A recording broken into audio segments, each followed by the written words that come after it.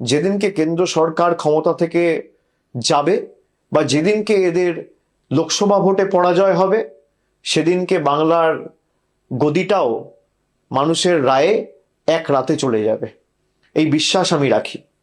আমাদের অস্ত্র হলো আপোষহীন লড়াই, আমাদের অস্ত্র হলো আমাদের হার না মানার মানসিকতা। এই একতাই আমাদের সব থেকে বড় ঢাল। আমি আপনাদের সকলকে অনুরোধ করছি, একে অপরের হাত শক্ত করুন।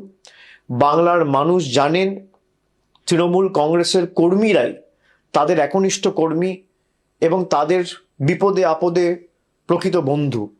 আপনারা আবার মাঠে নামুন। আমাদের যে পার্টি অফিসগুলো জোর জবরদস্তি ভেঙে দেওয়া হয়েছে, সেই পার্টি অফিসগুলো পুনরুদ্ধার করুন।